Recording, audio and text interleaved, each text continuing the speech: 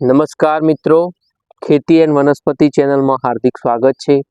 અત્યારે આ ચીકુની સિઝન ચાલી રહી છે, તો મને થયું કે મિત્રો જોડે ચીકુના ફાયદા શેર કરું। તો અત્યારે જે રીતે ચીકુની સિઝન છે, તો દરેક વ્યક્તિએ ચીકુ ખાવું જોઈએ। એ કેમ ખાવું જોઈએ એના હું બધા સ્ટેપ બાય સ્ટેપ તમને ફાયદા જણાવવા જઈ રહ્યો છું, તો આ વિડીયો તમે છેલ્લે સુધી જોજો। તો આ ચીકુનો ફાયદો આપણે જોઈએ તો જેના હાડકાં કમજોર હોય એને ચીકુ વધારે સેવન કરવું જોઈએ। સિઝન વાઇઝ ચીકુ આવે એટલે, કારણ કે ચીકુમાં કેલ્શિયમ રહેલું છે, તો કેલ્શિયમના કારણે તમને હાડકાં મજબૂત બનાવવામાં મદદરૂપ થશે। પછી જેને કબજિયાતની સમસ્યા હોય એ પણ ચીકુનું સેવન કરો તો આંતરડા ચોખ્ખા અને સાફ થઈ જાય અને કબજિયાતની સમસ્યા ના રહે। પછી ચીકુના સેવનથી શું થશે, આંખો માટે પણ સારું છે। આંખોનું તમારા આમાં વિટામિન એ રહેલું હોય છે, જેના કારણે તમારી આંખોની રોશની સારી જળવાઈ રહે અને જેને નંબર નથી એને નંબર ના આવે, અને જેને આયા હોય તો નંબર વધારે ના આવે। તો એ પણ એક ફાયદો છે ચીકુનો।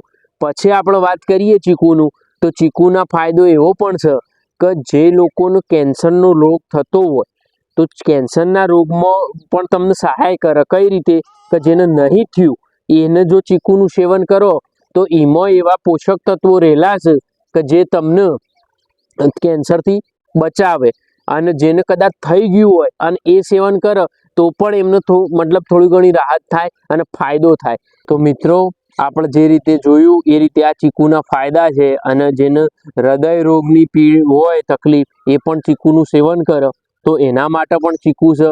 તો કહેવાનો મતલબ એમ છે કે ચીકુના ઘણા બધા ફાયદા છે। હવે આપણે વાત કરી લઈએ કે ચીકુનું સેવન કઈ રીતે કરવું। તો મિત્રો, ચીકુનું સેવન બે રીતે કરી શકાય। તમે આ ચીકુ ડાયરેક્ટ ખાઈ પી શકો અને આનો જ્યુસ બનાવીને પી શકો। જેનું ચીકુ ભાવતું ના હોય ખાવામાં એ જ્યુસ બનાવીને સેવન કરી શકે, અને જેને જ્યુસ ના ભાવતો હોય એ ચીકુ ડાયરેક્ટ ખાઈ શકે, બરોબર। તો આ રીતે આનું સેવન કરવું જોઈએ। અને બીજી વાત કે અત્યારે ચીકુનું સિઝન ચાલી રહ્યું છે, તો તમે તૂટી પડો અને ચીકુ પૂરેપૂરા વધારે પ્રમાણમાં ખાઓ, જેથી તમારી તબિયત સારી રહે। અને બીજી એક વાત છે કે ચીકુ કોને ના ખાવું જોઈએ, તો જેનું ડાયાબિટીસનું પ્રમાણ વધારે રહેતું હોય એને ચીકુ ખાવાથી શું છે, આમાં થોડું ગળપણ વધારે આવે તો એમનું ડાયાબિટીસનું લેવલ વધી શકે છે। તો એ લોકોને ખાવા જોઈએ, પણ માત્રામાં ખાવા જોઈએ। બાકી તો બધા જ ચીકુનું સેવન કરી શકે છે।